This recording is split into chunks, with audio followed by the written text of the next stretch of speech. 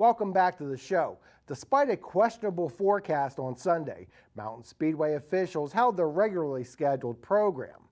Now, the weather may have kept some of the fans and the teams away, but we were there to catch some of the highlights. Only 5 late models started the 30-lap feature. 17 Mitch Hawk would take the early lead from the pole position, while Dave Brigatti in the black 98 would jump into the second spot. On lap 4, Mark Tyson would bring out the second caution of the event with this spin off of turn 2. He would return to action. We had cautions also on laps 6, 10, and 12 for spins. On this lap 12 restart, Brigatti is right in Hawk's tire tracks, although he takes a peek under Hawk exiting 2. However, on the next lap, Tyson and the 99 of Rick Smith get together on the backstretch to bring out another yellow. The crash left only 3 cars remaining in the race. It became a battle between Hawk and Brigatti. Here the 17 gets loose off of turn 2. Brigatti then sees an opportunity to try the outer groove. He is able to pull even with Hawk at the line. Going through 1 and 2, Brigatti and Hawk are still even. The drag race continues down the backstretch and through 3 and 4. As they complete lap 18, Brigatti is able to edge past the 17 and into the lead. Dave Brigatti would pull away by a couple of car lengths on his way to victory over Mitch Hawk. Dave, congratulations on the win. Looks like Hawk got a little loose off too. It opened the door for you. Yeah, I tell you, we chased him around for a while and everything was going good. He had a real good car. I had a good car, and it was early in the race, and just really sit on him, see if he'd make a mistake, and he made a little bit of a mistake, and we were able to take advantage of it and get underneath him, and then we backed off, and then we got to the outside of him, and we ended up winning the race that way on the outside. It's always nice and clean to race with him, no bumping and no crashing each other, and it's always, like I said, I like to be raced that way, and I want to race everybody else the same way. How hard is it to set up for passing on the outside here? I don't know, with this weather change around here, usually it's 90 degrees or 85 degrees and the sun's out. Now it's overcast and 75 degrees. So, but my guys, they work on the tires all day long in the cars and prep the cars real well back in Long Island, New York, and I can't complain. They always get me to go fast. For Brigatti, this was win number 2 on the season in the late models.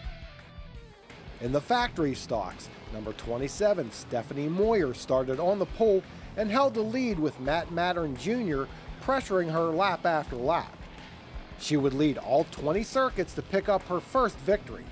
In just a month, she will compete in the Mike Moyer Jr. Memorial, a 100-lap show paying $1,500 to the winner, which honors Stephanie's brother, a factory stock track champion at Mountain Speedway, who passed away in 2009.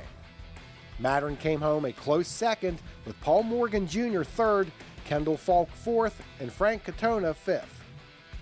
In the Sport Modified 40-lap feature, Cam Ayers would bring the field to the green with the aid of Travis Fisher to his outside.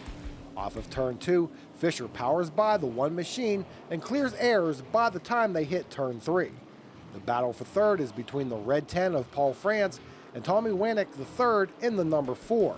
By the second lap, the 98 of Dave Brigatti is challenging Wanick for the 4th spot, with France now in sole possession of third.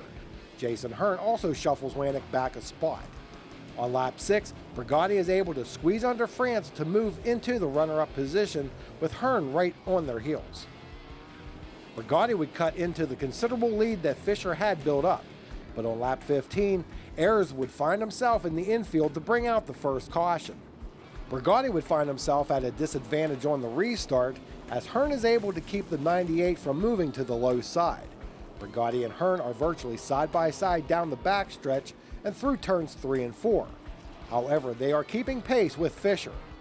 Going into 1, it's still even, but Hearn slips off of 2, enabling Brigatti to clear the 12. For a number of laps, Brigatti would pressure Fisher for the lead, yet Fisher kept his mount tucked to the bottom of the track. The second caution flew on lap 31. With 9 to go, Brigatti again has to contend with Hearn on a restart as Fisher pulls away slightly. A caution with 5 to go sets up this restart. Fisher and Hearn tangle, allowing Brigatti to clear the 12 as they enter turn 1. Again, Fisher keeps his ride steady off of 2. On the last lap, Brigatti looks to make a move on the outside, but Travis Fisher holds him off to take the victory. Hearn, France, and Wanick followed them across the line. In other action from the afternoon, Brendan Bach won the INEX Legends 20-lap feature, and Nick Harnage cruised to an easy win in the Bandoleros. He was the only entry. It was nice to make it back to Mountain Speedway. It's been a couple of years since I've been there, and kudos to the officials for sticking with their program. Now, wasn't that nice to see Stephanie Moyer picking up her first victory? And Dave Brigatti almost made it 2 for 2 on the day. Now, coming up next here on Pit Pass, we will take a look at some special upcoming events. Also, we go back to Dog Hollow Speedway for more of Friday's action. Keep it here.